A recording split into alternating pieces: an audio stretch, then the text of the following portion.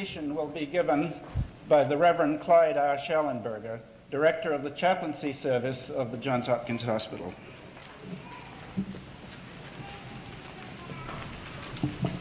Let us pray. Oh God, it isn't always possible to separate endings from beginnings, and we are here this afternoon to celebrate both. Formal courses of study are over, exams passed, clinical evaluations completed for those who graduate today, and now they come to claim both the rewards of their hard work and the honor of their achievement. But even as we stand at this moment of recognition and with justifiable pride, keep them aware of what the future has in store for them. Preserve them from the sin of complacency so that all of their services might be responsive to the needs of those who suffer and who turn to them for help. Bless them, O God, and use them in the tasks to which they have been called and for which they have been prepared. And send your blessing also in this hour to all those who have nurtured them along the way. Amen.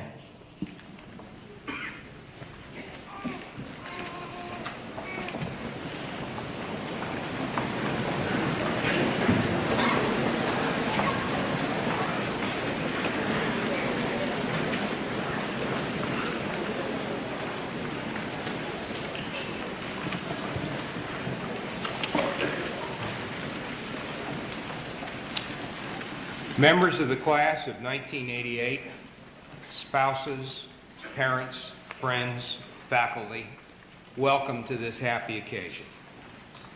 The teaching is over, but the most important learning is about to begin. From this day forward, you will spend less time in lecture halls and more time learning from patients, from your senior colleagues, and from each other. We do not presume to have taught you everything you will need to know throughout the rest of your careers. That would have been impossible. We also realize that the factual information you have acquired here will be obsolete in a few years and forgotten in a decade. We hope, however, that we have provided you with a solid foundation for lifelong learning. In recent years, I've thought a great deal about how we assure that the physicians we graduate will have the human properties we value in physicians. I have queried students, house officers, and senior physicians about the development of their own sense of compassion and have concluded that although educational experience may be important, there is something far more important than what you learn in school. Although your education in science began in college or in secondary school, your evolution as a human being, worthy of being a physician, began long before that. It is your parents who gave you the properties of character, integrity, and devotion, which are essential to the practice of medicine. Because of this, we honor your parents, who probably have more to do with what you are and what you will be than anyone else. Many parents and spouses have made great sacrifices to see you reach this glorious day, but all have provided support and direction at a most important period in your lives. Parents and spouses, we salute you.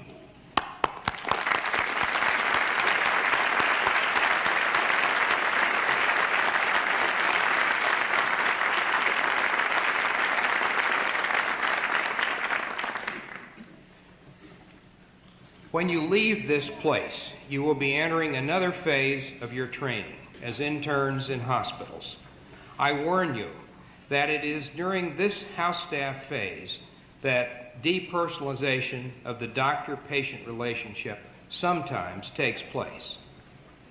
I've considered the reasons for the change in attitudes of people during the house staff experience and think, at least in part, they can be attributed to pressure but also to a certain extent to the emphasis on technology in medicine.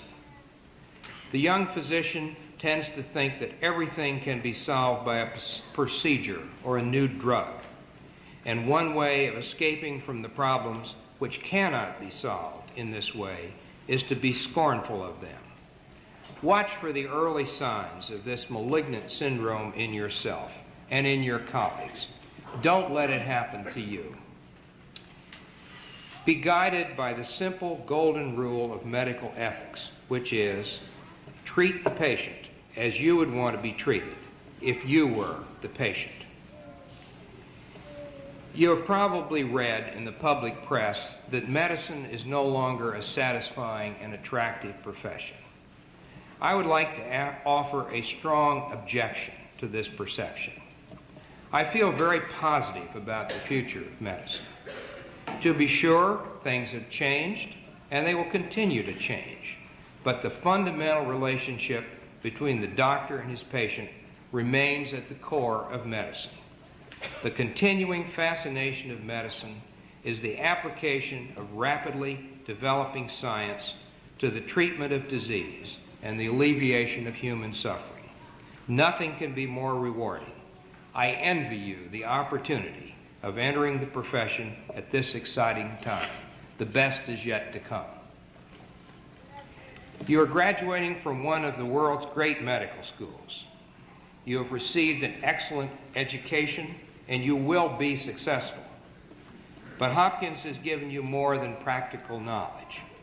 You have become a part of the tradition of this place. The heritage of excellence about which you've heard so much is now yours. And you have a responsibility to carry that tradition forward. We expect you to be leaders in whatever branch of medicine you choose. I know that you have the ability and the skills, and we know that Hopkins will be proud of you. Thank you.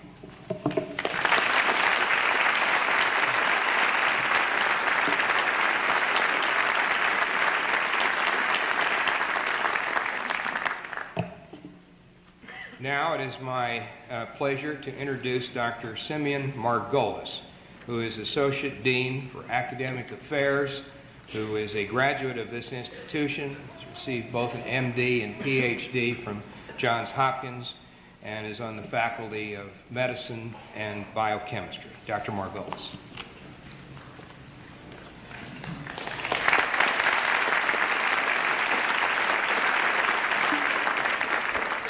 Thank you. It's almost 5 years ago now when our Committee on Admissions began to select the students who would be in the class, medical school class of 1988.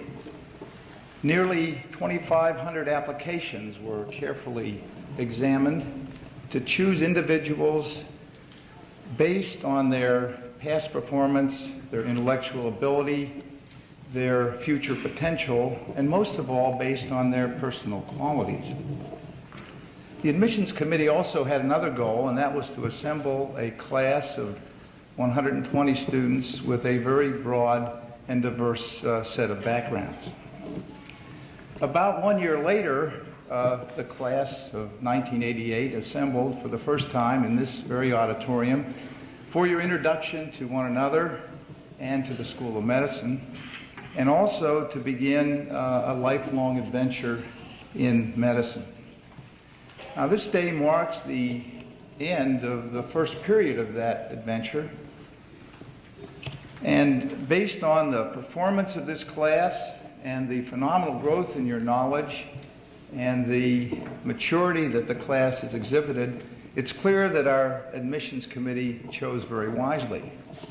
Of course, it's also clear that you chose wisely in deciding to come here. Graduating today in the medical school class are students who came here from 82 different undergraduate colleges and universities, from 30 different states, the District of Columbia, Puerto Rico, Guam, 2 foreign countries, 3 if you consider California a foreign country. Also graduating today are doctors of philosophy whose development of new knowledge will play a major role in our understanding of the world about us, and masters of art, whose talents will sharpen our perceptions of that world. Now, an admissions process brings a class together, and a graduation leads to dispersal of that class. And the medical students here will be going to more than 50 different hospitals and medical centers to continue their training. Wherever you go, you will bear the mark of the school and its faculty in what you know, the way you think, and how you behave. Wherever you go, you'll be viewed as Hopkins physicians, and we will look forward with great pride to your future accomplishments. Wherever you go, I hope you'll remember that Hopkins was the beginning home of your first professional experience, and that you will always be welcome here. Wherever you go and whatever you do, whatever pathway you choose to follow, we wish you well.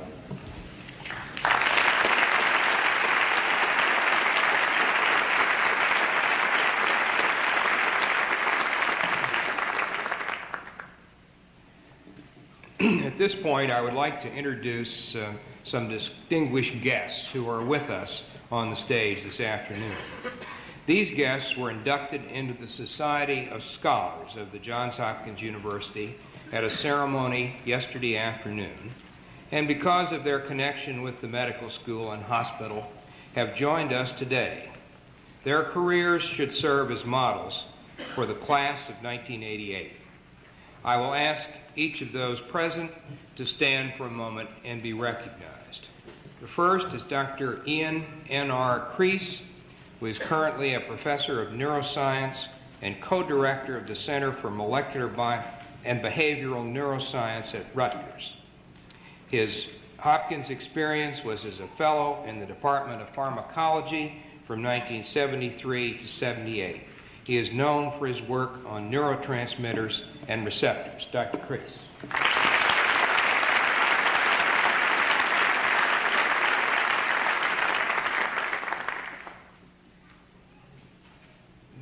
The next is Dr. Charles Edwards.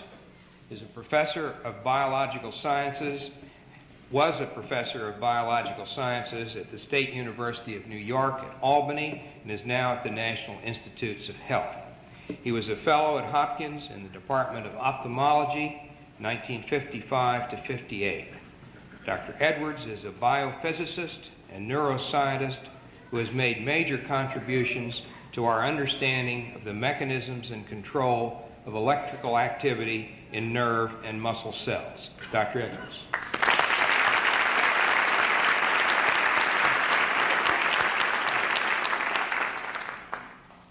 Dr. Dudley P. Jackson is currently a professor of medicine at Georgetown University, served as chairman of the Department of Medicine at Georgetown from 1972 to 82. His Hopkins postgraduate experience began with an internship on the Osler Medical Service in 1947, which was followed by a residency, fellowship, and faculty positions in hematology. He is known for his work on the mechanism of blood clotting. Dr. Jackson.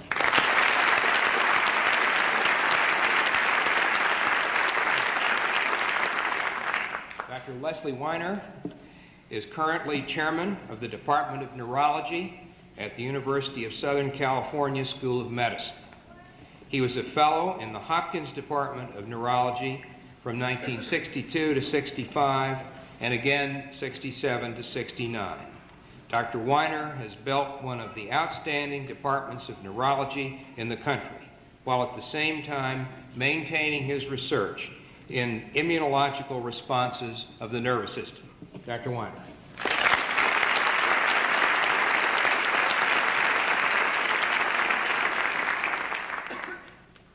Another of our friends was inducted into the Society of Scholars yesterday, Dr. Gordon Henniker. He was there yesterday. He cannot be with us this afternoon, but I understand that members of his family may be in the audience. Dr. Henniker was here in the Department of Pathology and has for many years been Professor of Pathology at the Medical University of South Carolina. A hand for Dr. Henniker in absentia.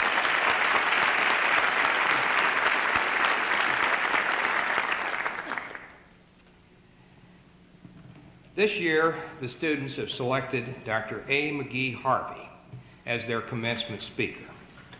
In making this selection, this class has shown appreciation of the traditions of Johns Hopkins and also the future promise of the application of science in the conquest of disease.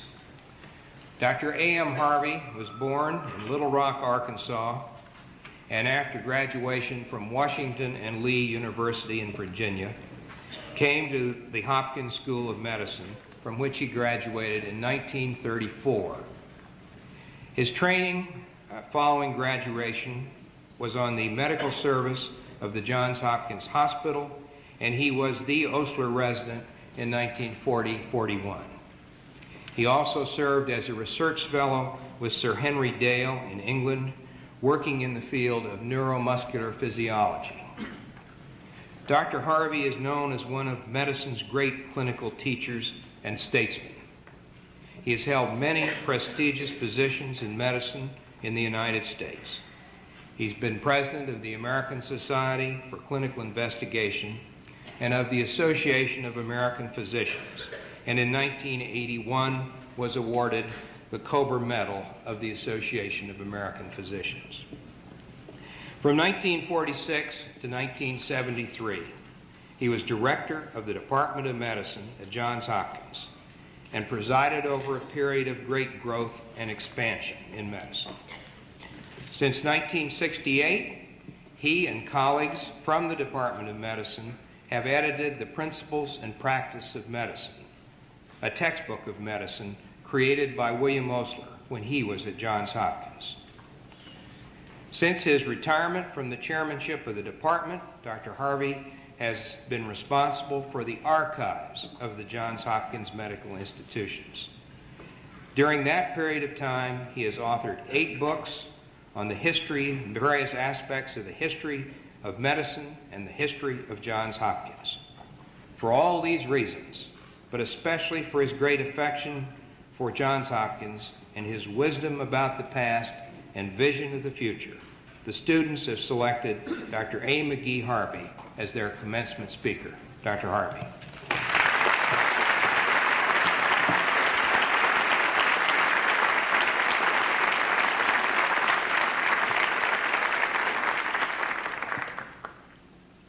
Members of the class of 1988, welcome to the practice of medicine and whatever else you may be doing related to medicine.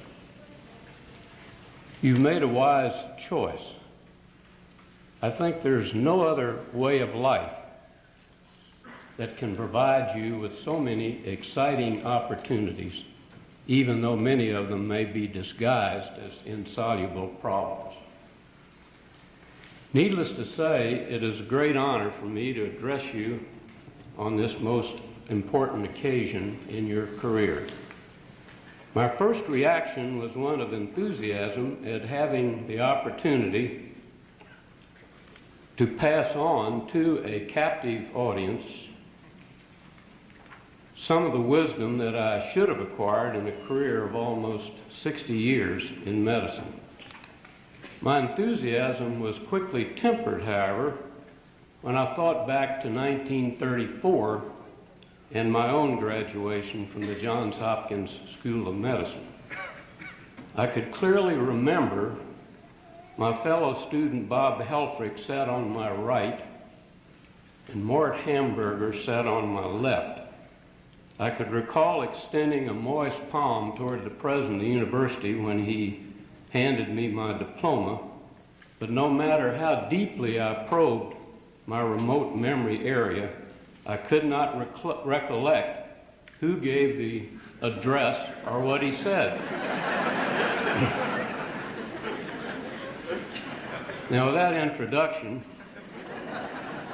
to lay the background for my remarks, let me go back a century in time to the opening of the Johns Hopkins Hospital, which was universally hailed along with the medical school to open 4 years later as a model of its kind. What were to be the goals of these two institutions that would set them apart from all the other medical schools and hospitals at the time?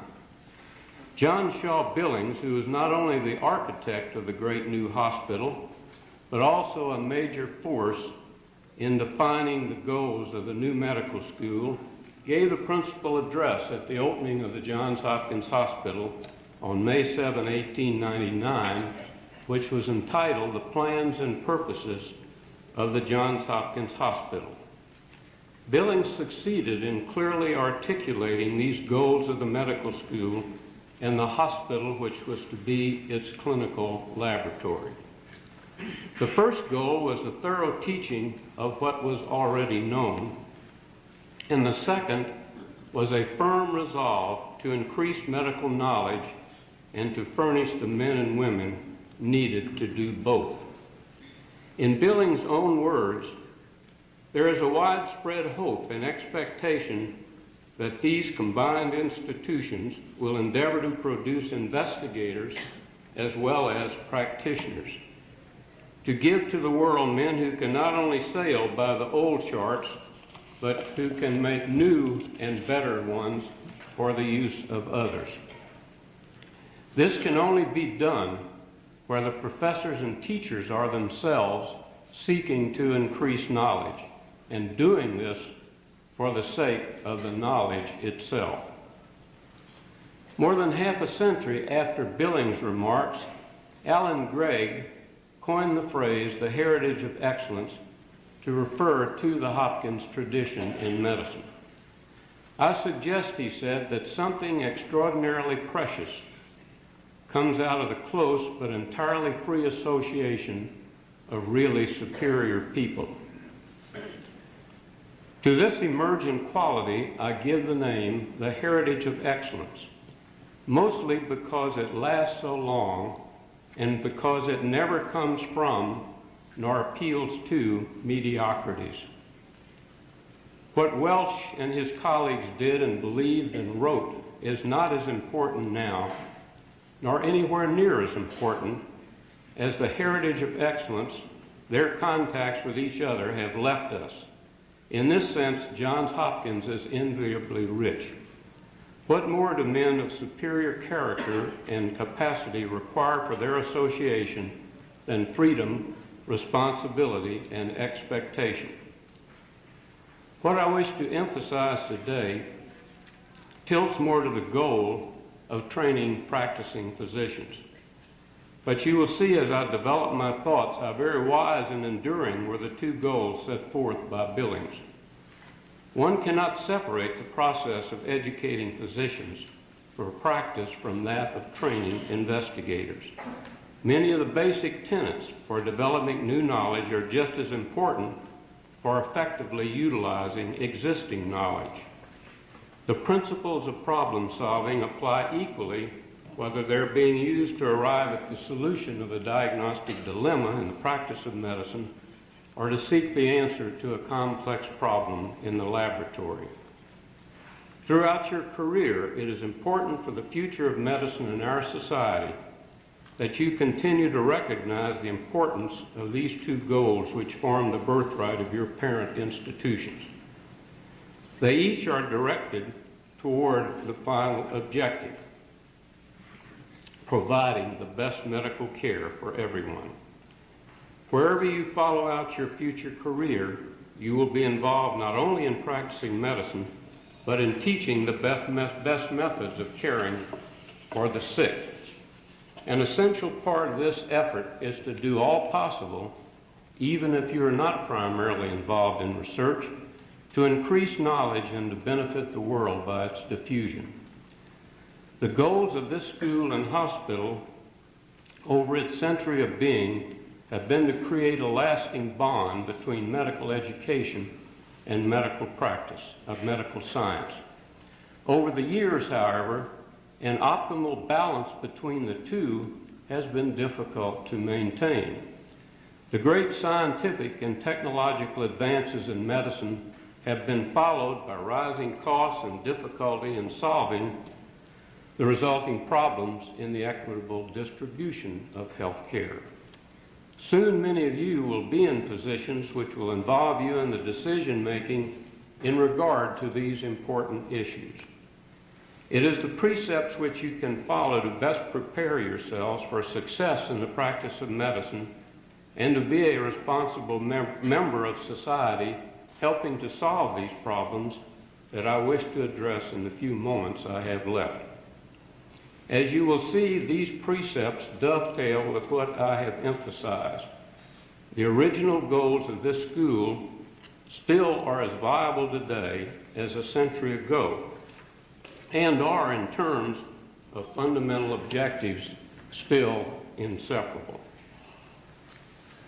Our founding fathers at Hopkins clearly recognized that disease was the price of ignorance, that medicine could not advance until the techniques of the sciences basic to medicine were applied to the study of disease. Let me tell you of a dramatic event in my own life which explains the title of this talk. To attend an old-time vaudeville show was an event of great moment in my childhood. While I was intently watching a fine juggling act in progress in a crowded theater, someone in the audience cried out, "Is there a doctor in the house?" A tall, distinguished, gray-haired man answered the call, and the almost hysterical reaction around the victim of distress promptly quieted down. It made an enormous impression on a 10-year-old. What a powerful and responsible role in life that enabled one to command the immediate and complete confidence of total strangers. The experience had a great influence in my decision to study medicine, and I've continually tried to refine my ideas of just what combination of assets and values one must possess to be able to stand up and respond with confidence to that call, "Is there a doctor in the house?" Now, a review of all the magnificent scientific advances of the past century makes one justifiably proud of our profession, and it would seem to follow naturally that the physicians of your generation, with such resources at their command, would find practice a simple and straightforward routine, free of the inadequacies which were so evident in the scientific resources available at the time I graduated from this school. Unfortunately, the image of the physician in the midst of rising medical costs and super-specialization has been tarnished, and a large body of the public, rightly or wrongly, feels that in addition, physicians are largely responsible for the problems of maldistribution and excess cost of medical care. They look upon physicians as less caring than they once were. It is imperative that all physicians make an effort to reestablish that unique position of confidence and respect which the profession has always held in the eyes of the public. Your generation will bear the brunt of these problems facing our profession, so you must think carefully about the requirements for being an effective physician if our former image is to be fully restored. There have been many definitions of the physician and many characterizations of his role in our society. The late Henry Mencken, the sage of Baltimore, said it was a doctor's function to make it possible to go on doing all the things that are bad for us, smoking too much, drinking too much, and all the rest of them without killing ourselves any sooner than necessary. There are, however, more serious versions of what the doctor's responsibilities are and how he is viewed by the public. A little more erudite statement is that of Robert Louis Stevenson. There are men and classes of men that stand above the common herd. The soldier, the sailor, and the shepherd not infrequently. The artist rarely. Rarelier still, the clergyman, the physician almost as a rule. He is the flower, such as it is, of our civilization. Generosity he has, such as is possible to those who practice in art, never to those who drive a trade. Discretion tested by 100 secrets, tact tried in 1,000 embarrassments, and what are more important than Heraclean cheerfulness and courage? It is essential to identify the precepts that one must use as guideposts in evaluating one's competence as a doctor. My first precept is enjoy medicine. Enjoy your life and your relationships in the community in which you live. One thing this country does not need is a new injection of pompous physicians. Nothing can be more fun than medicine. I don't mean this in any sense of levity, but in terms of the sheer enjoyment of working hard at a task which one finds exciting, interesting, and always challenging.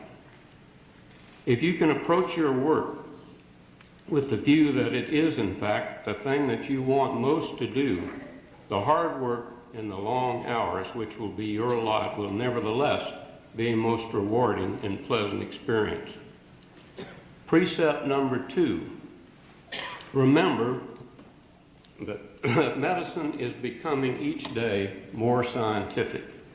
This means that each day the practicing physician must become a better scientist. The true art of medicine is the ability to temper the clear precision of science with the warm compassion of the healing instinct.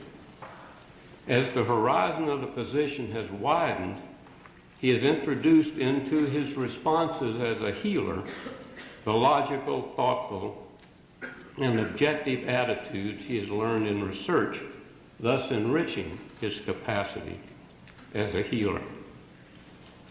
Precept 3 follows naturally.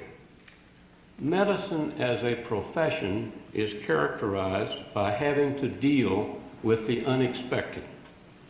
It is a profession whose daily activity is dominated by problem solving. The systematic approach of the scientist embodies the same principles that the practicing physician must utilize daily if he is to carry out to the fullest his responsibility to recognize the proper diagnosis and therefore be in the position to implement the most effective treatment. Precept number 4, there are many problems facing our society, and medicine is an important part of our society. Therefore, every physician must be a responsible member of the society in which he lives, responsive to and instrumental in helping to find the solutions to our economic and social problems, of which those directly involving medicine are among the most important. Precept number 5, it is generally conceded that the chief purpose of medical education is the training of the mind of the physician to deal with the unexpected, not in stuffing the memory apparatus. It follows that one of the most essential things is to learn the technique of self-education. One must learn how to constantly and continually assimilate effectively his or her experience and add to their knowledge of individuals and disease. New knowledge will continue to accumulate rapidly, and a true understanding of the importance of continuing education throughout one's career is an absolute necessity for every physician. Precept number 6 is that each of us should consider it a basic responsibility to make some contribution to new knowledge. All of us have had use of the knowledge about medicine which has been accumulated by all the physicians and scientists who have preceded us, each of whom at one time in his career was at the same point you are today. This precept is not meant to urge each of you to dedicate your lives to research. This would indeed be unrealistic and unwise. However, in the practice of medicine, you will be in a position to catalog the questions for which there are no answers. Patients and their disorders are what have been called experiments of nature. They raise problems which should make us curious, and if one formulates the question in a precise way and selects just one of the many questions which arise, he can collect data from many patients, sort and analyze the data, and after studious collection of such data over time, he will know a little more, if ever so little more, about the subject than his fellow physicians. Thus, he can advance knowledge among his colleagues about that single question. This process will also sharpen one's skills as a physician. You must instill in yourselves a desire and acquire capability to adapt and adjust to an ever-changing science and environment. Just as caring for the sick is the root of the physician's professional tree of life, so the tools of his profession are in its trunk. These tools are motivation, science, craft skills in one context or another, proper ethics and attitudes, lifelong learning or continuing education, and technology for social action, which will enable physicians to bring about changes in medicine or society, or both when such changes seem necessary. My final precept is the most important in the technological society in which we live. Above all, remember Francis Peabody's axiom that the secret of the care of the patient is in caring for the patient. Always remember the person in the patient. In conclusion, I quote from John Bunyan's forgotten tract, "The Jerusalem sinner saved are good news for the vilest of men." It describes a secret but alas frequently unrecognized ambition of many physicians. Physicians get neither name nor fame by pricking of wheels or picking out of thistles or by laying of plasters to the scratch of a pen. But if they would have a name and fame, if they would have it quickly, they must, as I said, do some great and desperate cures. Let them fetch one to life that was dead. Let them recover one to his wits that was mad. Let them make one that was born blind to see, or let them give right wits to a fool. These are notable cures, and the one that can do thus, if he does thus first, he shall have the name and fame he deserves, and he may lie abed until noon. Don't concern yourself if you do not achieve success by Bunyan's definition. For the child with a thistle in his thigh is intuitively grateful to whoever removes it. I wish for each of you name and fame by whatever criterion you use to judge it by. Constantly reevaluate your performance so that you can always respond with competence and confidence to the call, is there a doctor in the house? Each of you is capable of it, armed as you are with Hopkins' heritage of excellence. Thank you.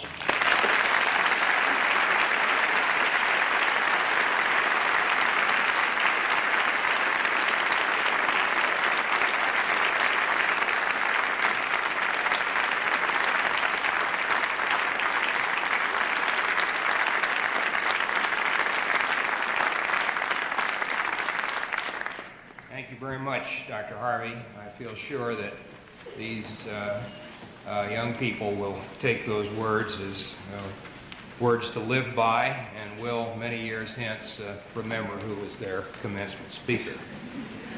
I cannot resist commenting on the fact that this class has had a unique experience of hearing from two great men from the same state of Arkansas in the same day.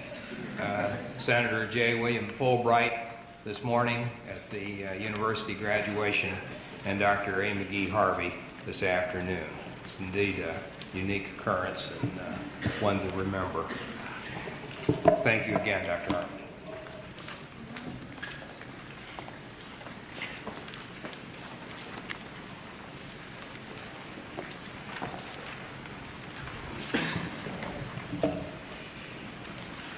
If Dr. Gadditz and Dr. Hurlong would take their place at the voting table. Dr. Margolis and Dr. Ross. We're at that point in our ceremony at which we take those precious moments for each of our graduates when they receive their degrees, their diplomas, their hoods. Will the recipients of the degree of Master of Arts please come forward so that we may present you with your diploma and hood?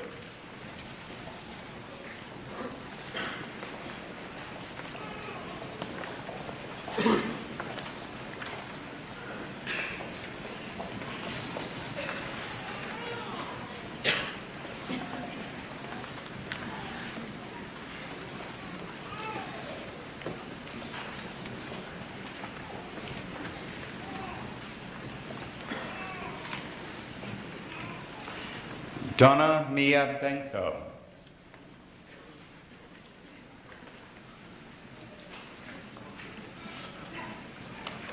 David Joseph Hansen.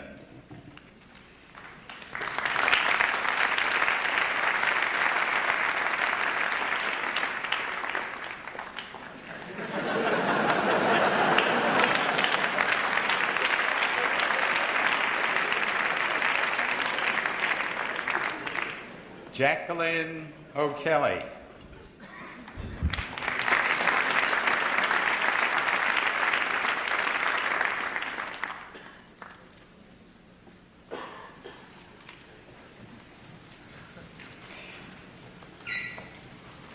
Julianne Marie Paulicki.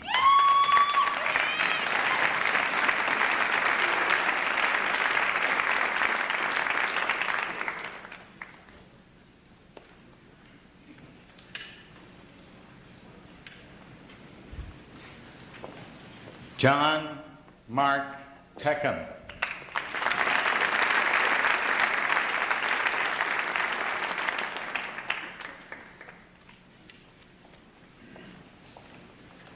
Julie Cone Rosenfeld.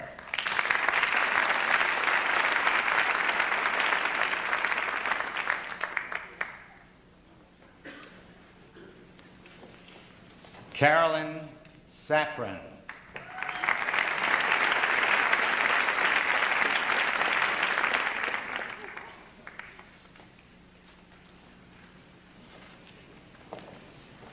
Philip Kevin Wilson.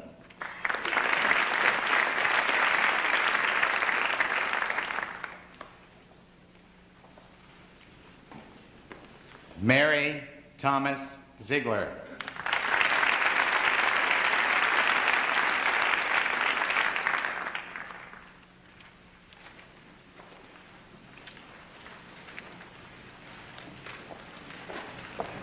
Will the recipients of the degree of Doctor of Philosophy now come forward to receive their hoods? The degree was conferred and diplomas presented at this morning's university commencement.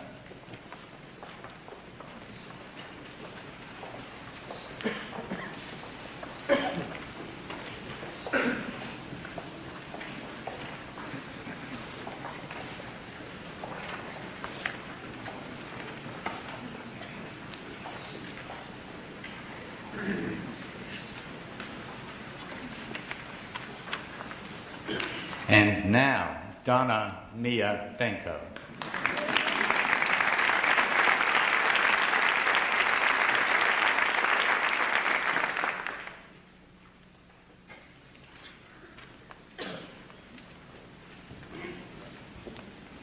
Gretchen Alicia Brado.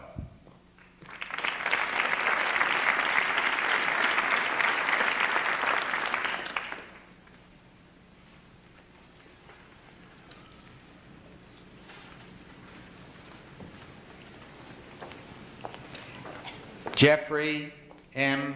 Chernak.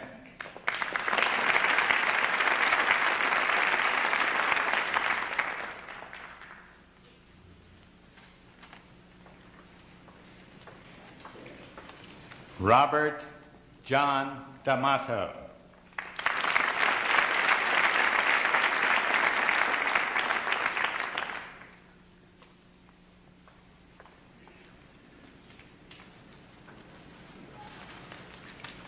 Gordon Dwayne Holt.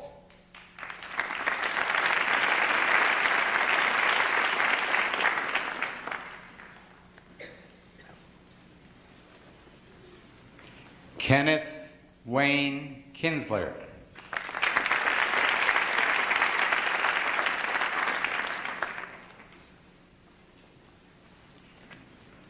Joachim John Lee.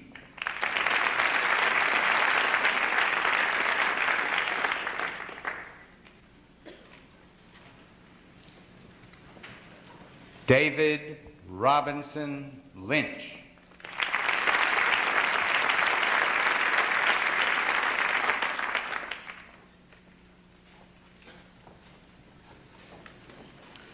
Jeffrey Scott Nye.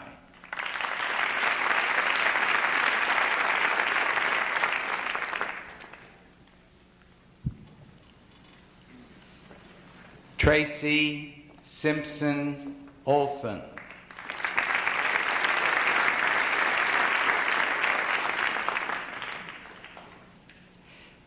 Philip Jacob Rosenfeld.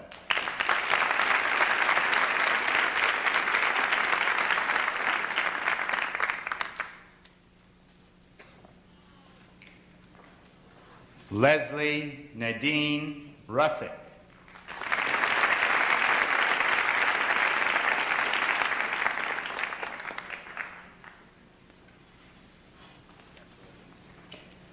James Lewis Shirley.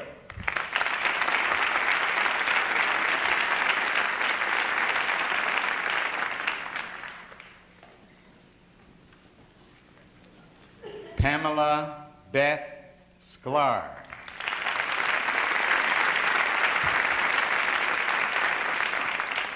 This is Dr. Sklar's second visit at a graduation ceremony. She has received her MD degree from here already.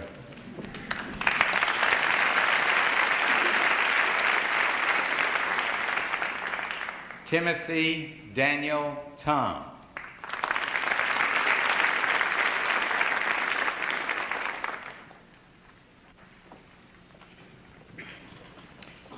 Arthur William Wallace.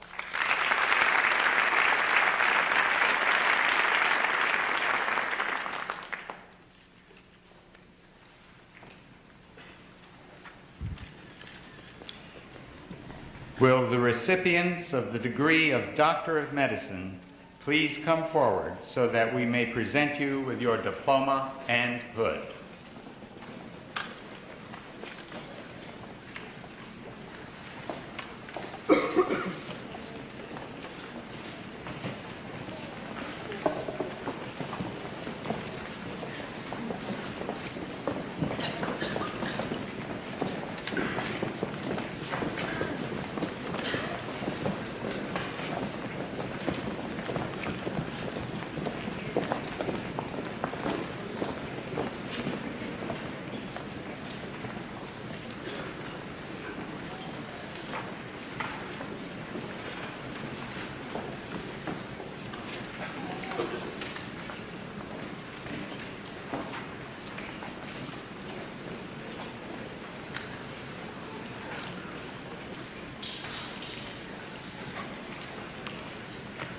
Michelle Denise Abram.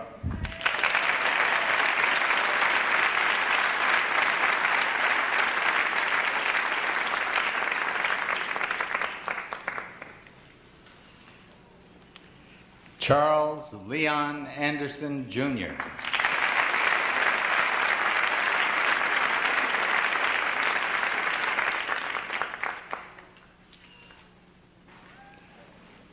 Jennifer K. Ailstock.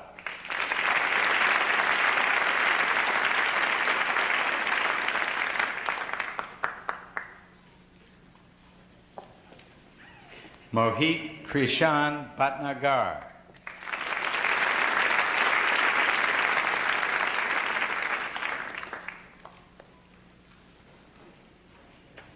Nathan John Blum.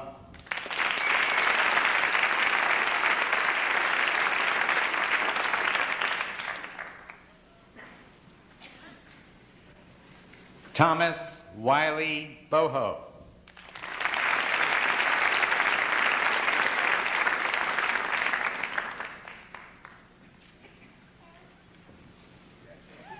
Marshall Jones Bolden IV.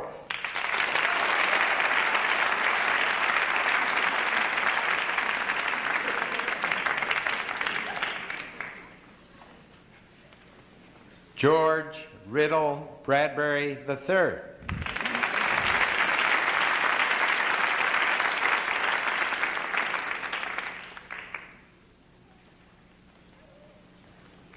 Amy Rose Brooks.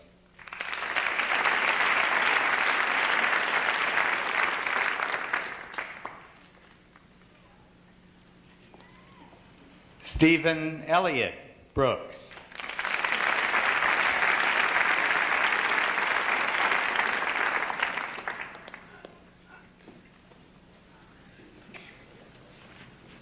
Arthur Lewis Burnett II.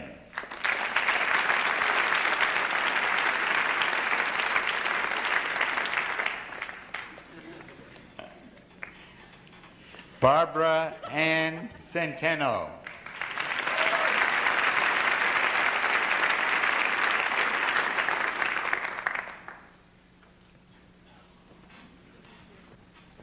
Bruce Chamberlain.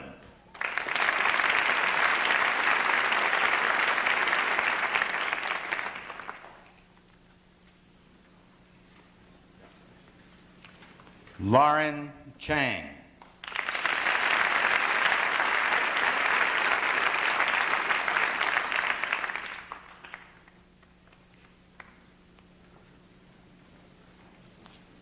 Angela Manwei Chung.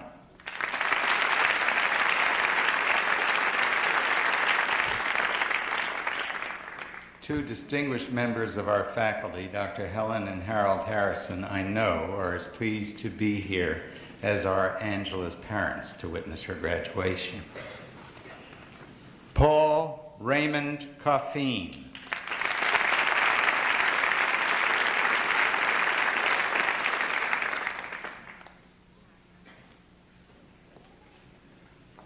Helen Louise Collins.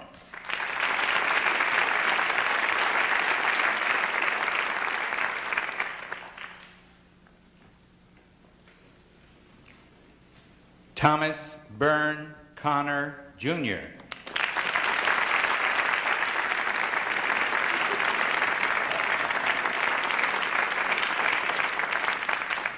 Jean Marie Connors.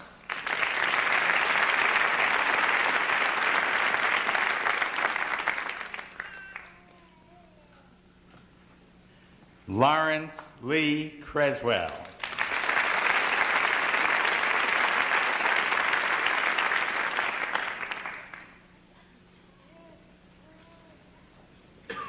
Jared Randall Curtis.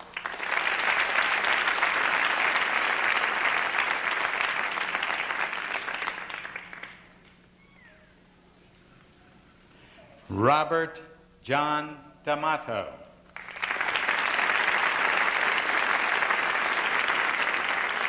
This is Dr. D'Amato's second trip up here today.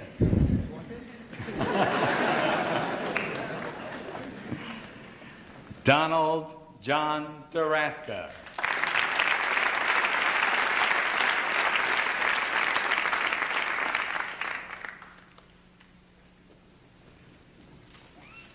Denise Marie Dufer.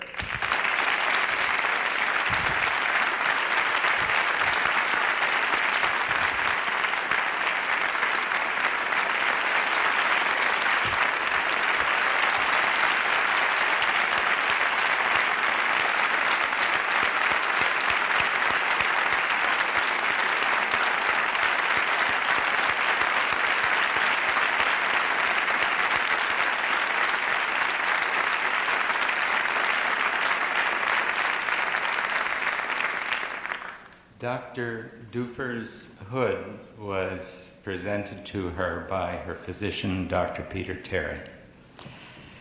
Beth Epstein.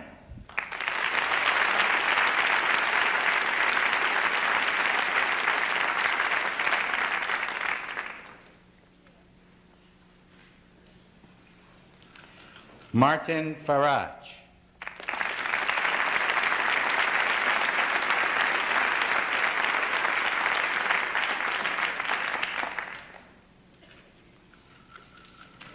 Stephen Craig Fischel.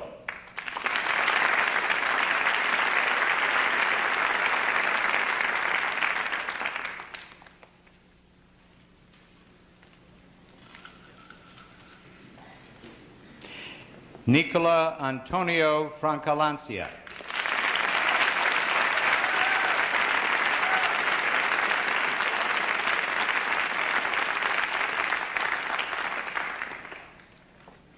Laurie Ann Frost.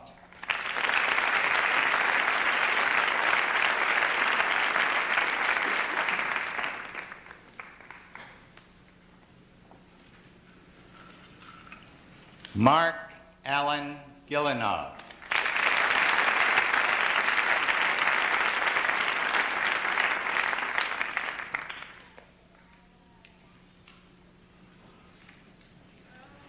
Patricia Beck Gotch.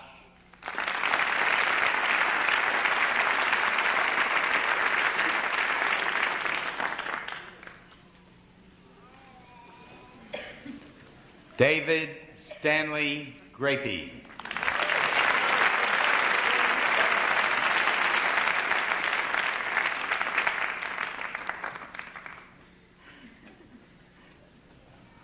David Brian Greenstein.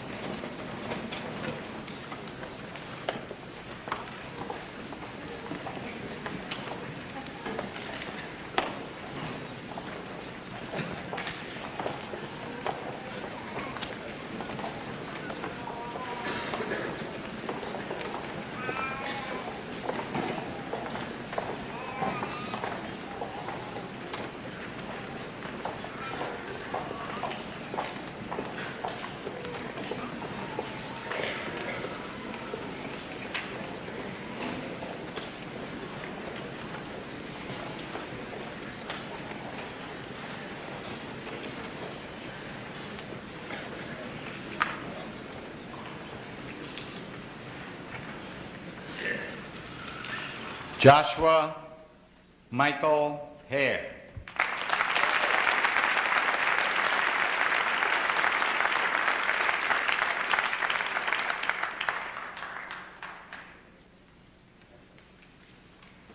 Garnett Carlton Headley.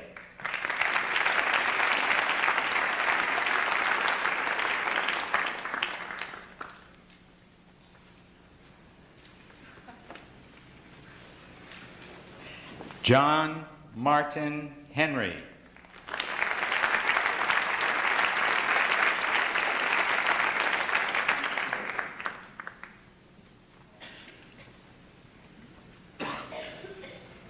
Stephen Wesley Wong.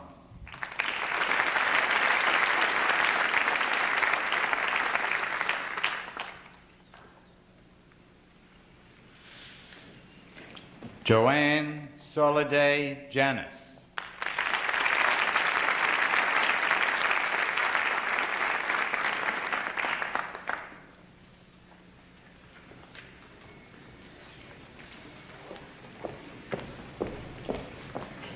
George Mark Jenkins.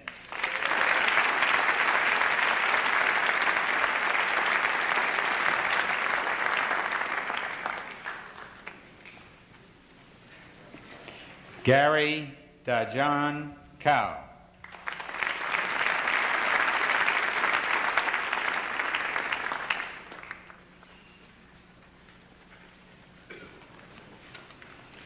Howard Scott Kaufman.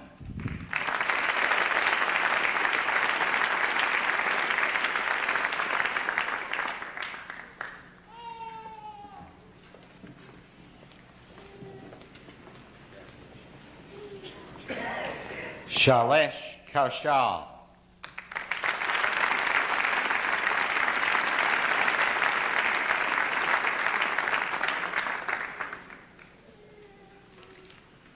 Douglas Carl Clamp.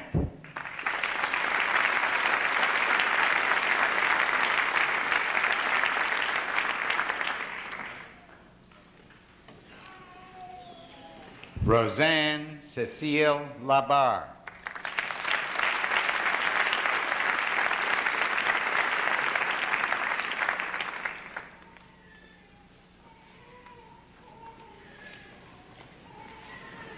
Joseph Anthony Lahora.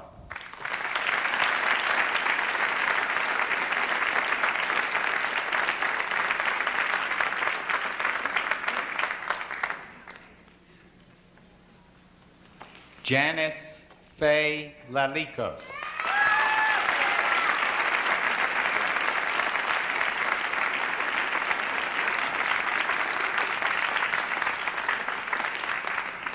Dr. Lalikos is the first student, I think, in the history of Hopkins who is getting a joint degree, both as a doctor of medicine and as a medical artist.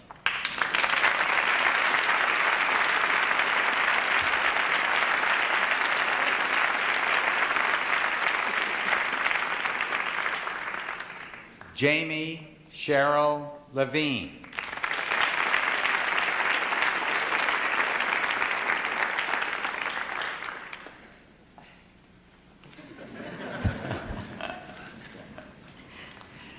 Yakim John Lee.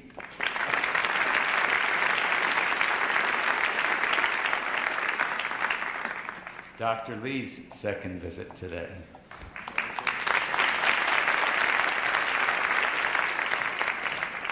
Stephen Craig Lynn.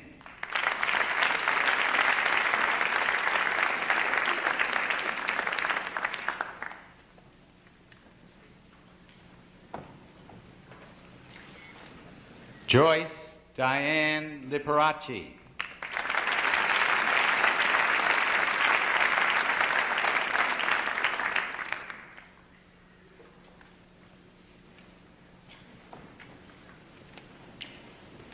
Annette K. Lowe.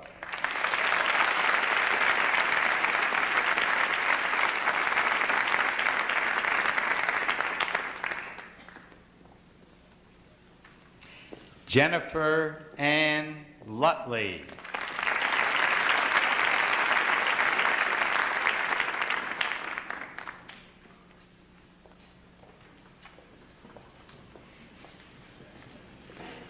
David Robinson Lynch.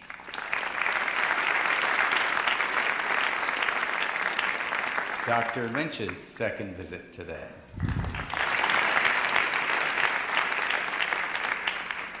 Matthew Wilman McCumber.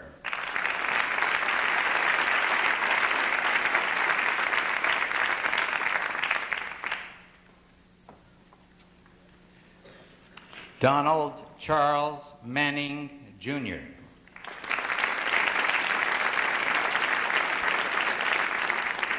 Dr. Manning arrived here already with the degree of Doctor of Philosophy from this university. Brian Anthony Mackenzie.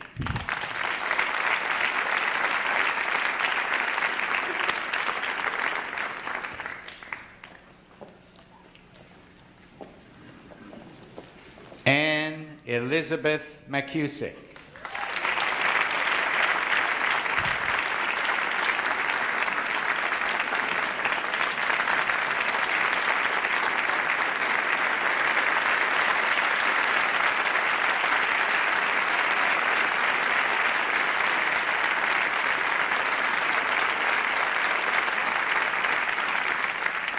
Dr. McCusick was presented her hood by two distinguished members of our faculty, her uncle and her aunt, Dr. Ann McCusick and Dr. Victor McCusick.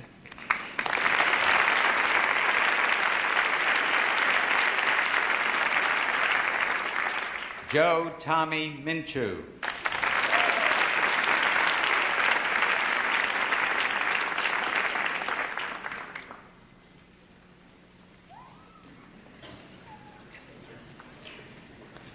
David Aaron Middleman.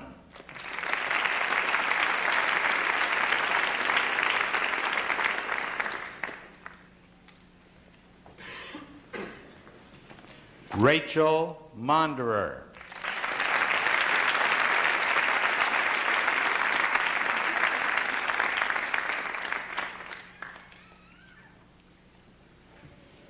Paul Stephen Muller.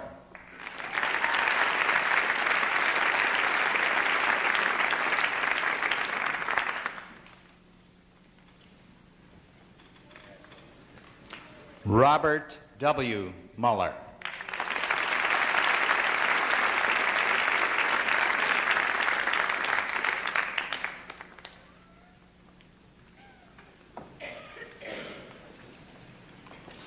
Brian David Mulliken.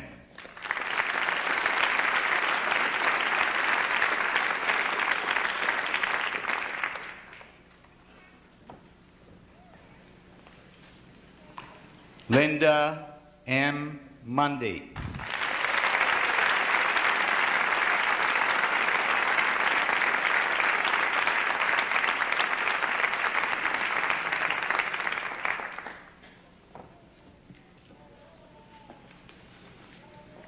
Jeffrey Scott Nye.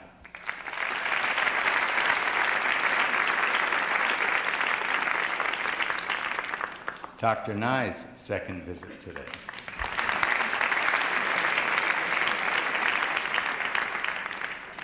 Stephen John O'Day.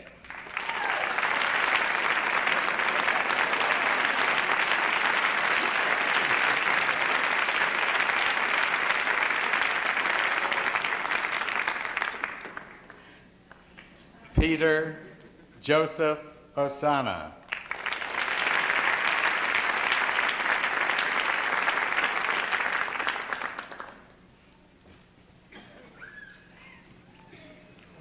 David Paul Orsler.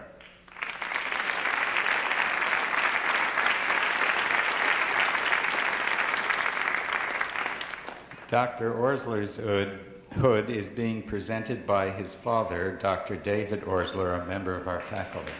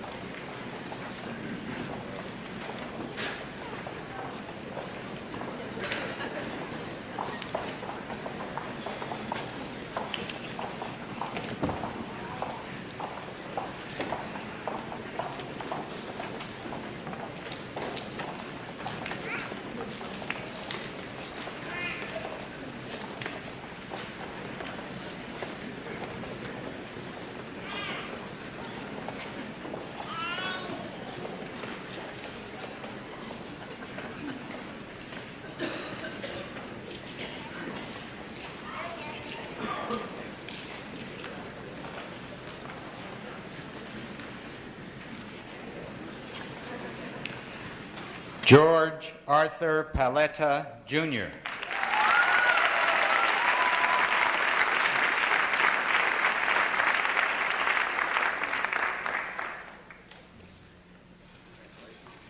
Julianne Marie Paulicki.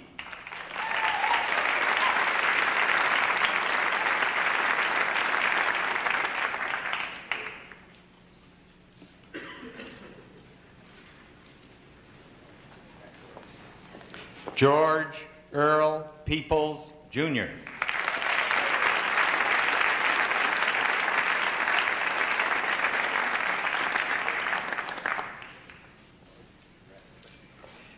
John Thomas Plander.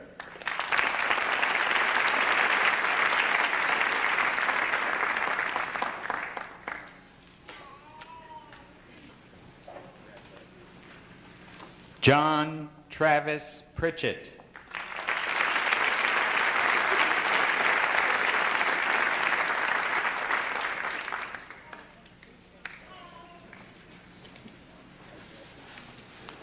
Christopher Mark Putman.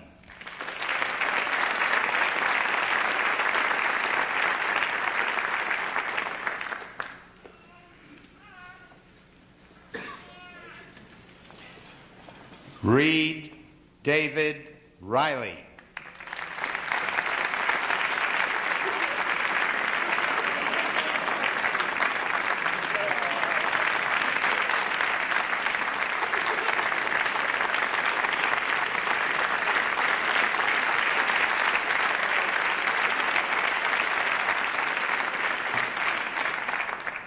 Dr. Riley's hood was presented to him by his father, Dr. Lee Riley, a senior member of our faculty, and by his brother, Dr. Lee Riley III, a house officer in our hospital.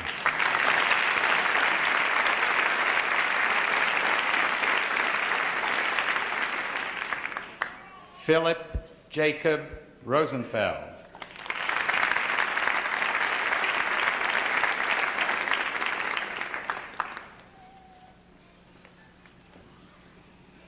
Dr. Rosenfeld's second visit here.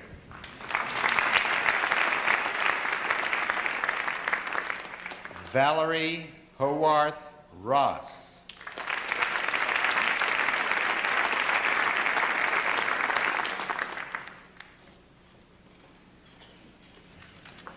Eileen Joy Schlaffer.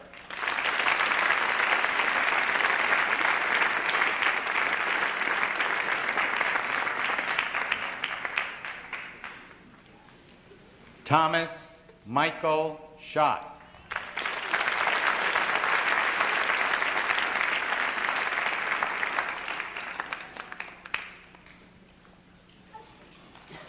Larry Brian Scott.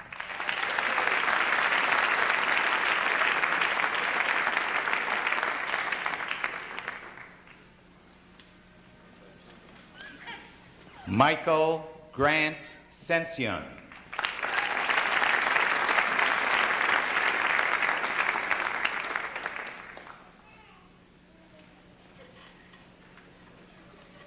Alfred Cerna.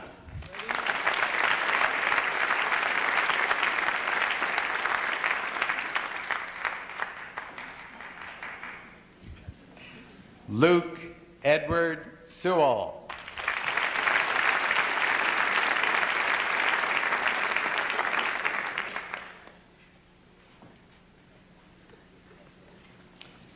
Sanjay Shirish Shah.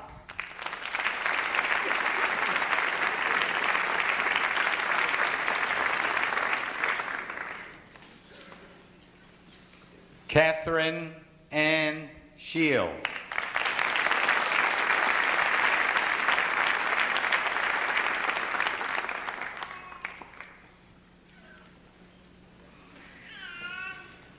James Lewis Shirley.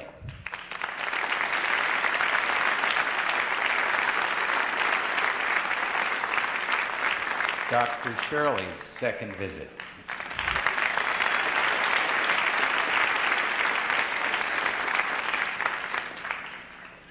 Evan Spencer Siegelman.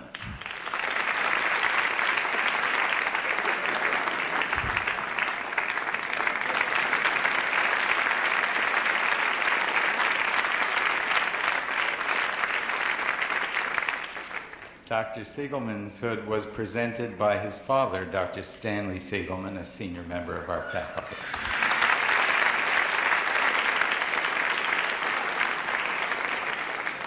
Jeffrey Dean Simmons.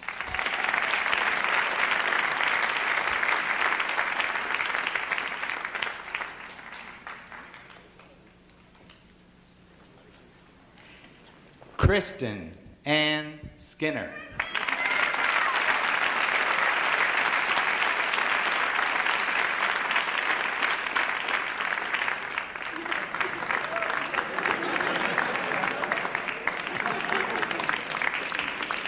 Gregory Allen Slyman.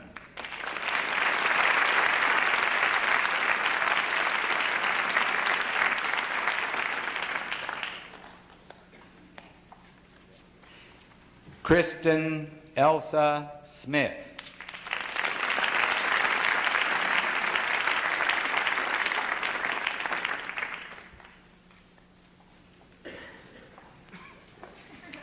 Mary Carmel Sokolowski.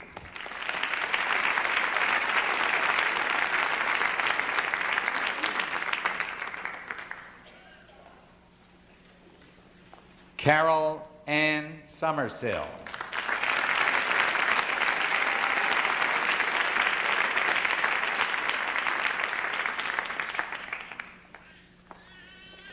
Karen Leslie Southwick.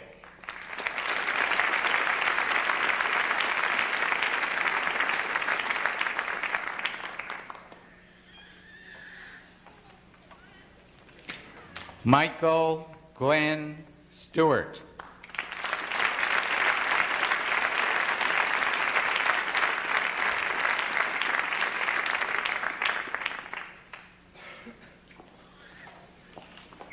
Anne Marie Stoleen.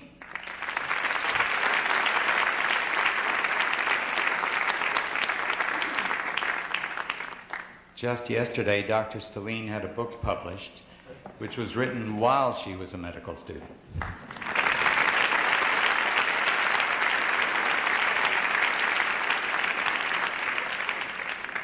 Michael Blake Stripe.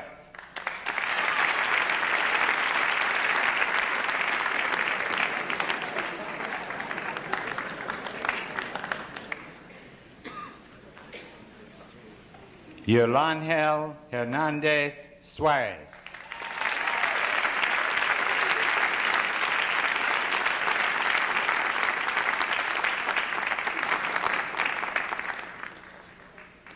Brian Scott Sucarezza.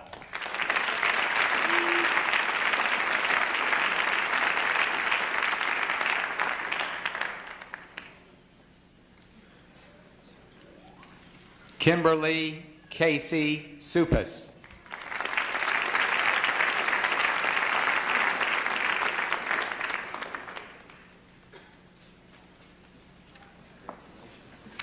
Alan John Taylor.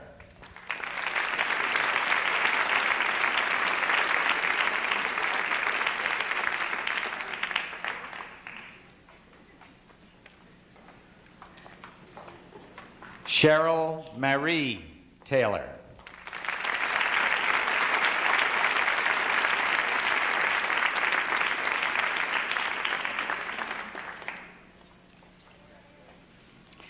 William Herbert Thompson III.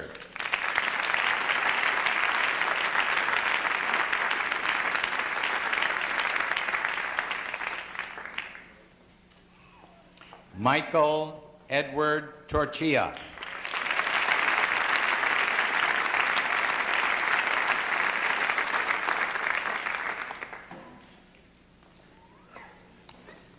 Jose Antonio Torres.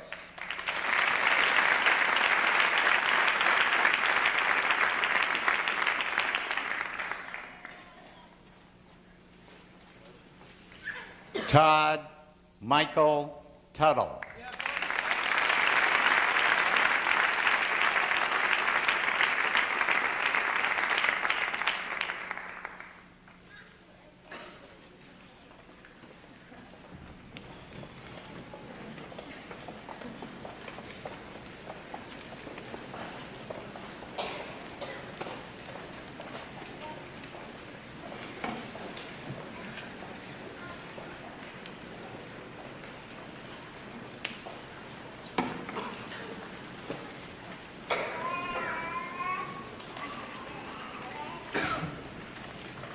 Arthur William Wallace.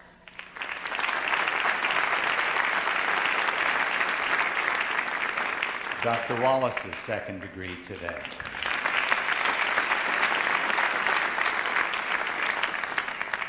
Philip Cargill Watt.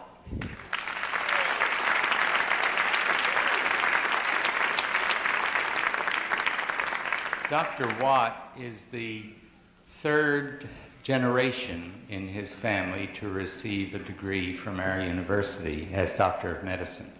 His grandfather, Dr. Charles H. Watt Sr. in 1912, his father, Dr. Vance Watt in 1948, and as a matter of fact, There are 9 other close members of his family, all of whom have earned their degrees of Doctor of Medicine here.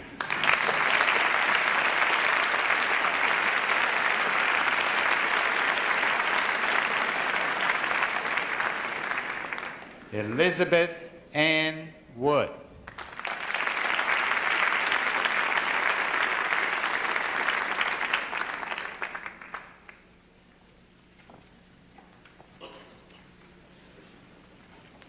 Vincent Paul Robleski.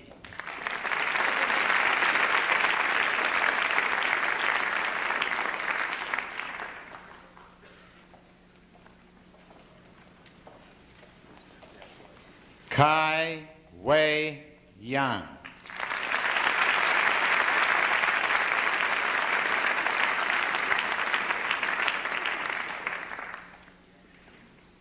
And William Todd Zemsky.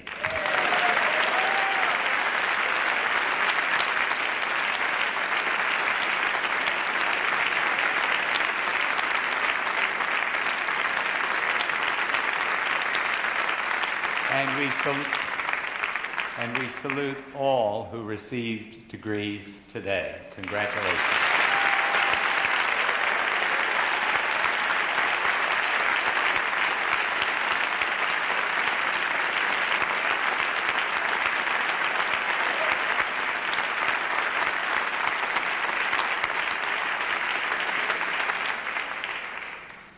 It is now my pleasure to introduce a gentleman who will soon be a close working colleague with me, who is now a marvelous clinician and, as our students know, a marvelous teacher, Dr. Frank Hurley.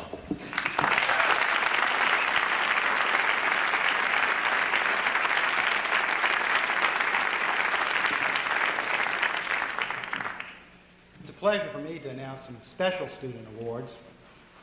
The Henry Strong Denison Scholarship is awarded for the specific purpose of aiding in the training for research of young people deemed by the medical faculty to be especially gifted in a career in medical research. The member of the senior class who has received a Henry Strong Denison Scholarship is Matthew Wilman McCumber. Matthew, will you please stand?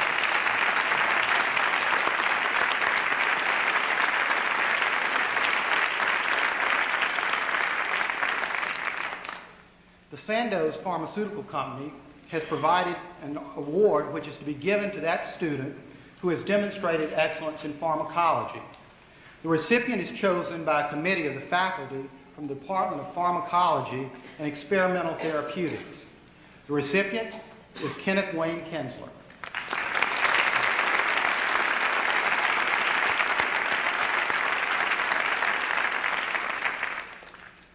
The Laurel and Clarence Kaneki Award was established in 1973 under the will of Laurel and Clarence Kaneki.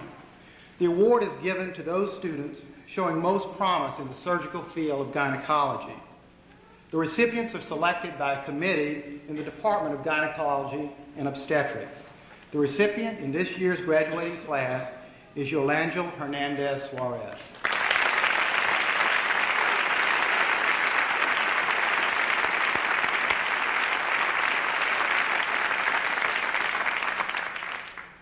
The Franklin Payne Mall Prize in Anatomy, established by Dr. Miley B. Weston, an alumnus of the School of Medicine, is given in the name of Franklin Payne Mall, the first professor of anatomy in the School of Medicine.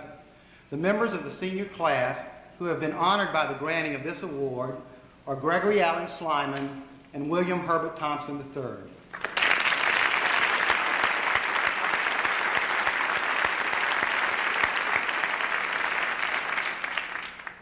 The Paul Ehrlich Awards were established to honor Dr. Paul Ehrlich, with funding originally granted by Dr. Emanuel Libman. The awards, which recognize student research contributions, are presented each year at Young Investigators Day. Would each student please stand as your name is called? We will hold our applause until all of the Ehrlich Awards have been acknowledged. The member of the senior class present today who has been honored by the granting of the Paul Ehrlich Award in clinical investigation is Robert John D'Amato. The Paul Ehrlich Award for Basic Science Investigation has been awarded to James Louis Shirley, Gordon Dwayne Holt, and Philip Jacob Rosenfeld. The Paul Ehrlich Medical Student Award is given to Michael Edward Torchia.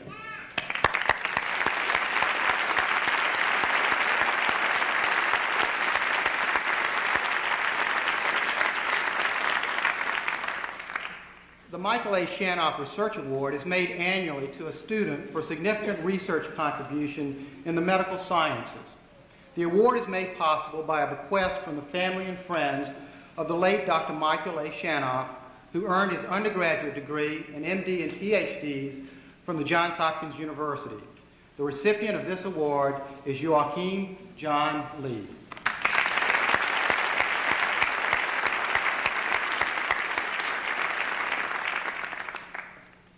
The David Israel Mock Memorial Prize was established in 1983 by Dr. Mock's family to commemorate the centenary of his birth. Dr. Mock was a member of the faculty of the Department of Pharmacology and Medicine in the early part of this century. He was a pioneer in the field of opiate alkaloids. The prize recognizes excellence in investigation by a student in the School of Medicine. The award is given to Kenneth Wayne Kinsler.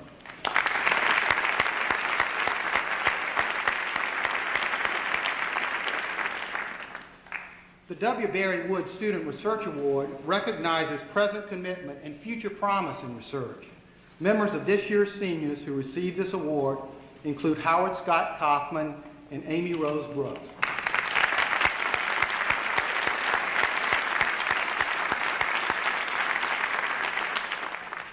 The Alan P. Tremakis Award in Cardiovascular Research is given to a medical student who has demonstrated unusual promise in the area of cardiovascular research. The recipient is Bruce Harry Chamberlain.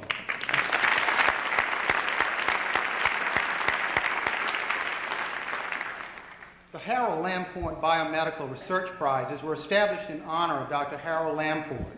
Their purpose is to stimulate interest in research among medical students. Dr. Lamport was a physician and a physiologist who made a major contribution to our understanding of hemodynamics and kidney function. In addition, he was an early developer of spacesuits.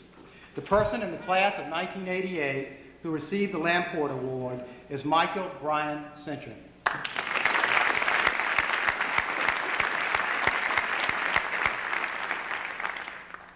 The SIBA Pharmaceutical Company makes a yearly award to the student in the second year of the School of Medicine who is judged by classmates to have made the greatest contribution to our community.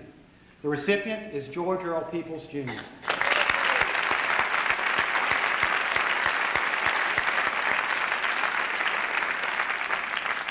The Alpha chapter of the Alpha Omega Alpha Honorary Medical Society was established at the Johns Hopkins University School of Medicine in 1906. Medical students with outstanding records are elected to membership in their senior years. The following members of the graduating class have been elected to membership in Alpha Omega Alpha. As each student's name is called, would you please stand? Again, we will hold our applause until all the students have been acknowledged. Jennifer K. Ailstock, Amy Rose Brooks, Thomas Byrne Connor Jr., Jared Randall Curtis, Mark Allen Gillinoff, Joseph Anthony Glenn Lahora, Jennifer Ann Lutley, David Robinson Lynch, Brian David Mulliken, Jeffrey Scott Nye, George Earl Peoples Jr., John Travis Pritchett, Christopher Mark Putnam, Philip Jacob Rosenfeld, Evan Spencer Siegelman, Gregory Allen Slyman, Alan John Taylor, William Herbert Thompson III, and Michael Edward Torchia.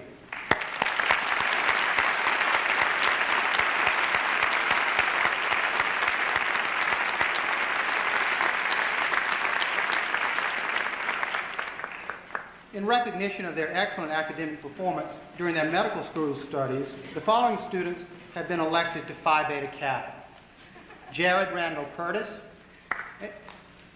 and George Earl Peoples Jr.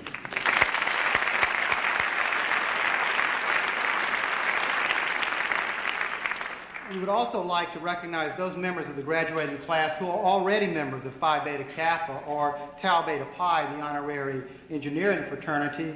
Would those students please stand and be recognized along with the new members?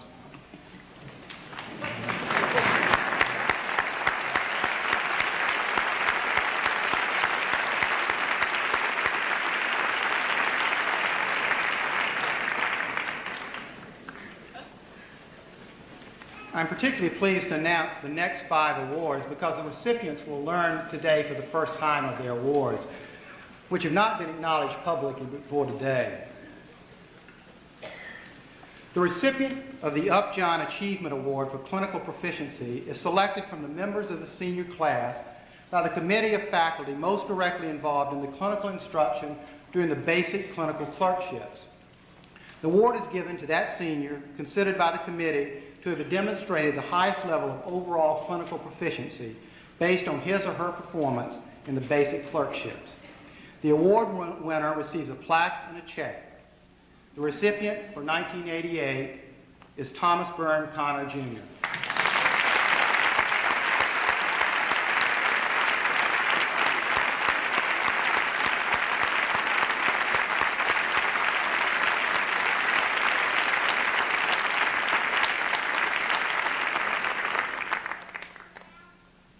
The Helen and Harold Harrison Award for Outstanding Proficiency in Pediatrics recognizes the remarkable achievements of Helen and Harold Harrison, a splendid husband and wife team.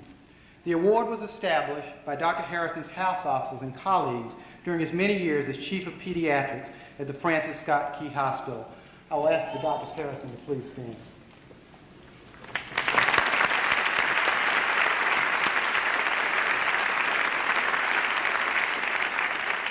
The recipients of the Harrison Award are Jamie Cheryl Levine and Philip Jacob Rosenfeld.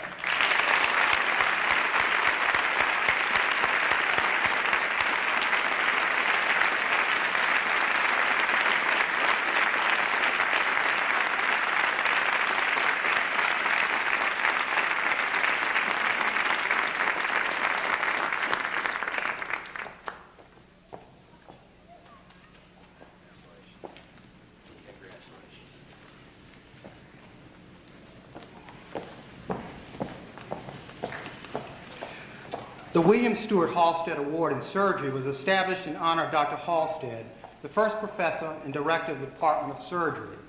This award recognizes that graduating student entering the field of surgery whose proficiency in the discipline is deemed outstanding by the faculty in the sections of surgical sciences.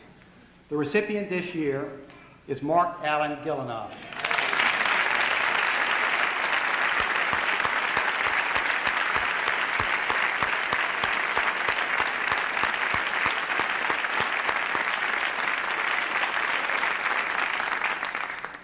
The Critical Care Foundation Award was established for the student entering anesthesiology and critical care medicine who has exhibited those personal and intellectual qualities most likely to make a contribution to alleviating pain and suffering in his or her patients. The recipient in this year's class is Donald Charles Manning, Jr.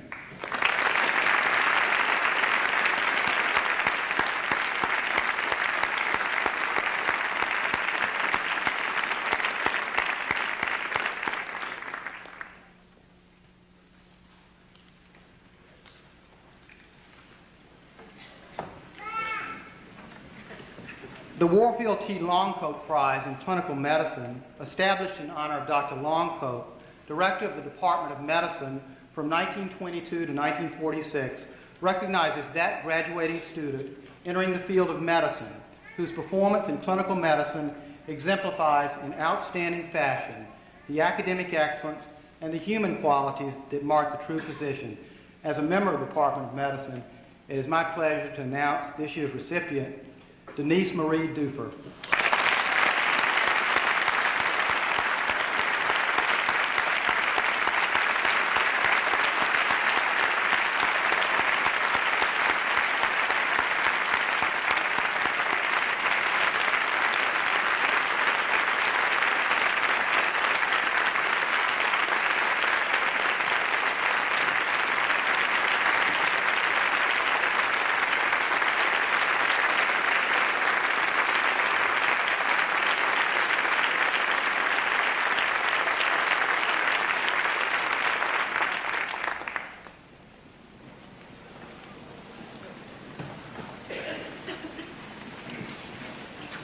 We move on to more awards for the faculty this time. But before we do that, I want to call your attention to the fact that the marshals, people who led the parade in and out, and the hooders, who Dr. Hurlong and Dr. Gaddis, who participated in this ceremony, have been selected by the students, and therefore they too are honored by the students. Will the marshals and hooders please stand and be recognized?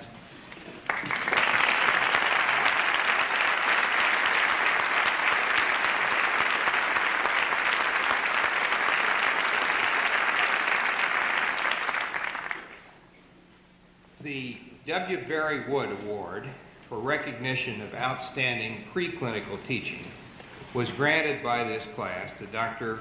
Philip L. Sanis in 1985 and to Dr. Mary Lou Ostergranit in 1986. Dr. Sanis was an assistant professor of environmental health and health sciences with a joint appointment in cell biology and anatomy, and he is no longer on our faculty. However, he is here with us today. Dr. Ostergranit is an associate professor of physiology and neuroscience. Would Dr. Sanis and Dr. Ostergranit please stand and be recognized?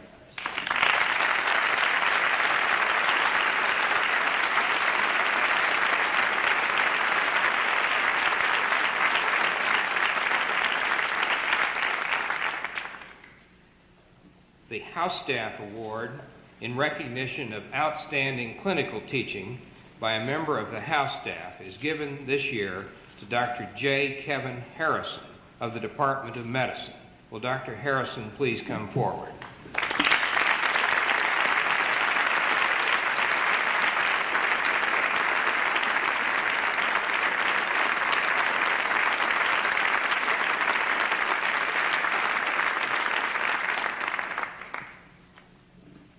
The Graduate Student Teaching Award is given in recognition of outstanding teaching to students by a member of the faculty.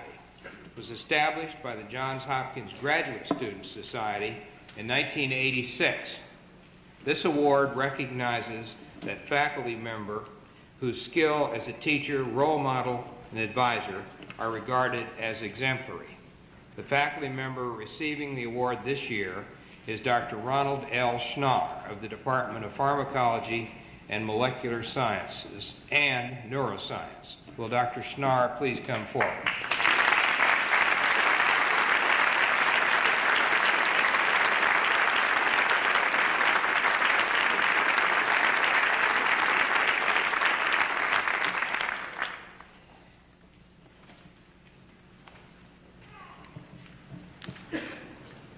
I have some words about Dr. Schneider, which I forgot to read. He received his doctorate from this School of Medicine in 1977 and has been a member of the Johns Hopkins faculty since '79. He's had an extraordinary, productive career in the laboratory and as a teacher. His major impact on the educational experiences of our graduate students is recognized by their award to him. Now we turn...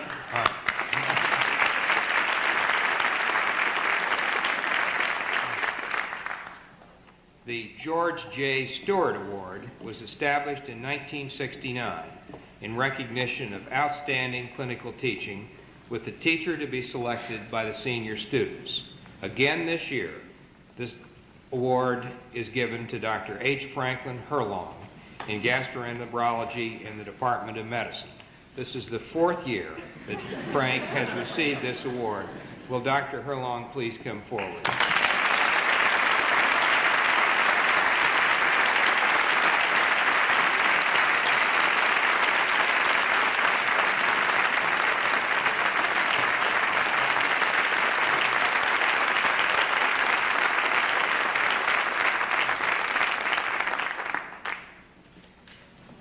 The Professor's Award for Excellence in Teaching is given to two members of our faculty, one whose teaching effort is devoted to the preclinical years and one whose effort is devoted to the clinical years. The candidates for this award are nominated by the full professors in the School of Medicine and are judged by a committee drawn from the advisory board of the medical faculty and representatives of student and house officer groups. The winners this year are Dr. Peter C. Maloney for the preclinical years and Dr. Philip R. Slavny for the clinical years. Dr. Maloney is an associate professor of physiology. Dr. Maloney, will you please come forward?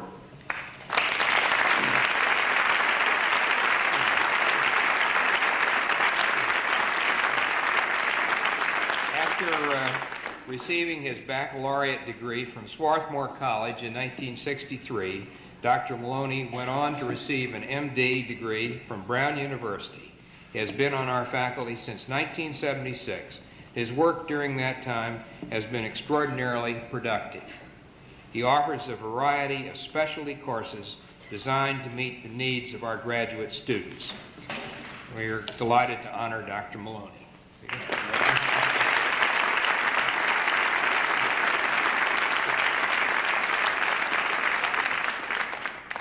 Will Dr. Slavny please come forward?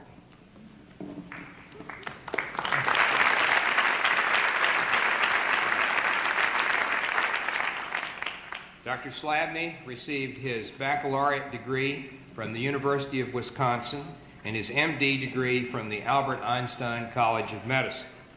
He joined the Hopkins faculty in 1976. The director of the Department of Psychiatry, Dr. Paul McHugh, says it very succinctly, quote, "We consider him our very best teacher," end of quote.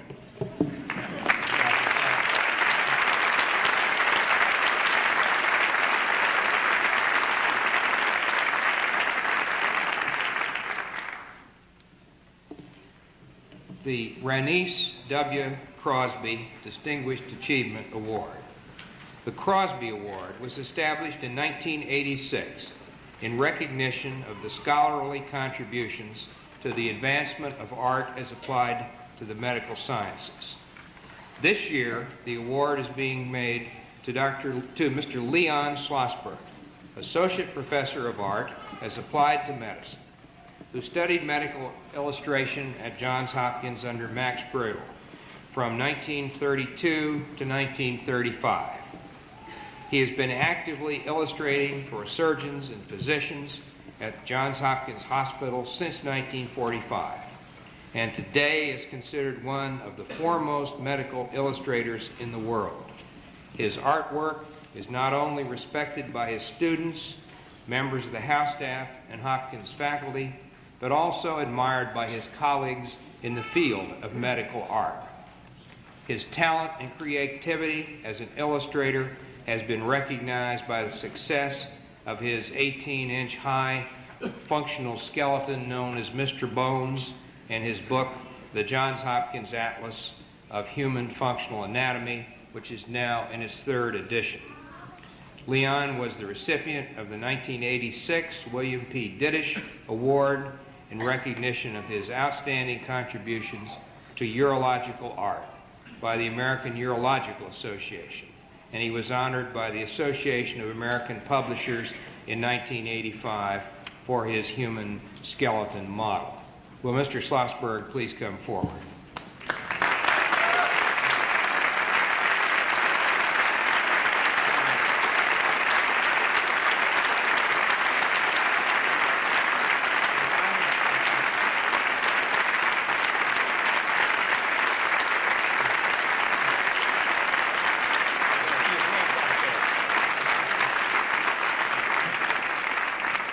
In particular, Mr. Schlossberg is honored today for his dedication to teaching.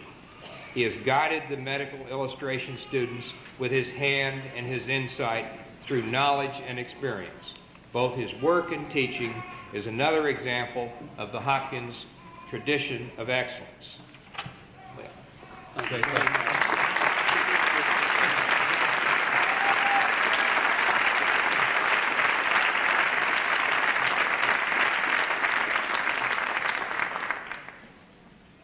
Now we come to the climax of the ceremony, the administration of the oath of Hippocrates. And this oath will be administered by Dr. Henry M. Seidel, the Dean of Students. Dr. Seidel was born in New Jersey, graduated from the Johns Hopkins University in 1943 and received his MD degree in 1946. He served on the pediatric house staff and was chief resident in pediatrics in 1951. From 1953 to 1968, he engaged in the private practice of pediatrics in Baltimore. He was the first physician known to thousands of Baltimore children during that era.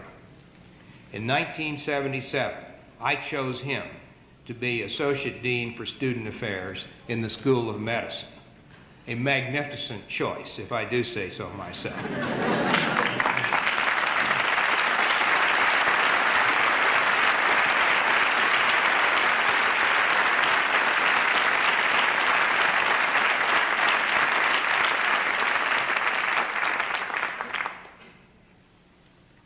Henry Seidel has provided the fatherly and yet professional counsel and advice to 11 classes of students.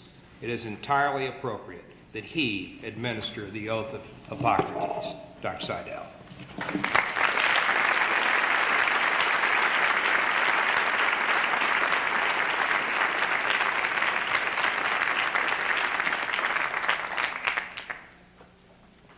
If the class would remain standing, I want for the moment to just step away from the process. Dr. Denise Duffer has asked for a few moments at the microphone. Denise.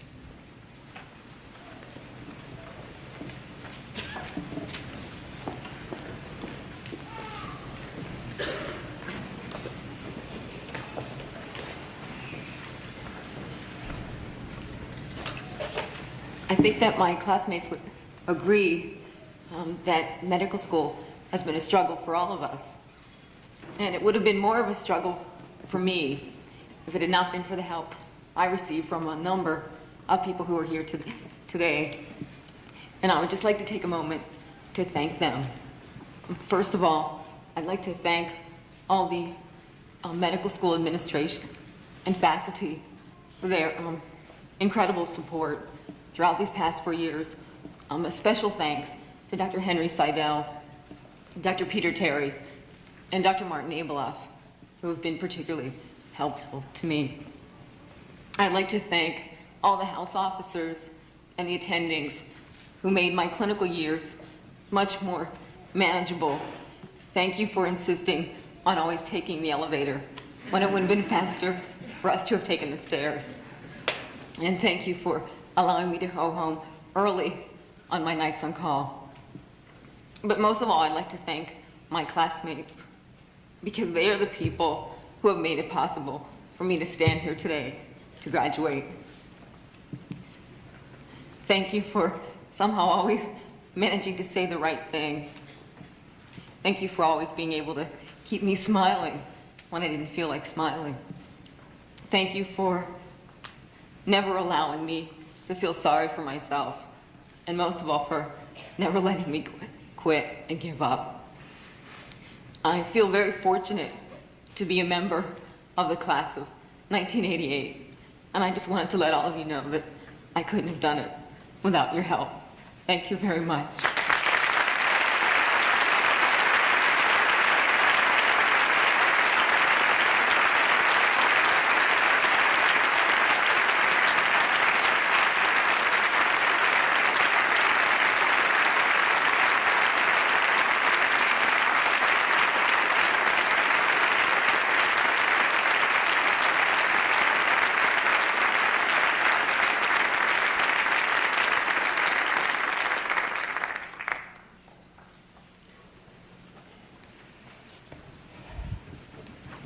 I'm going to ask class now to repeat with me the oath of Hippocrates. I want to thank them for giving me this rare privilege. If you would repeat after me, I do solemnly swear, by that which I hold most sacred, that I will be loyal to the profession of medicine, and just and generous to its members. That I will lead my life and practice my art in uprightness and honor. That into whatsoever house I shall enter, it shall be for the good of the sick. To the utmost of my power, holding myself aloof from wrong, from corruption, and from the tempting of others to vice. That I will exercise my art solely for the care of my patients, and will give no drug, and perform no operation for a criminal purpose, far less suggested. That whatsoever I shall see or hear of the lives of those I serve,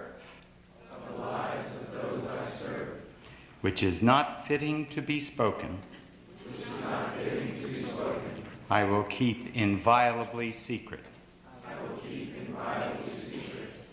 These things I do promise, and in proportion as I am faithful to this my oath, may happiness and good repute be ever mine. The opposite if I shall be forsworn. May happiness and good repute be yours forever. Thank you.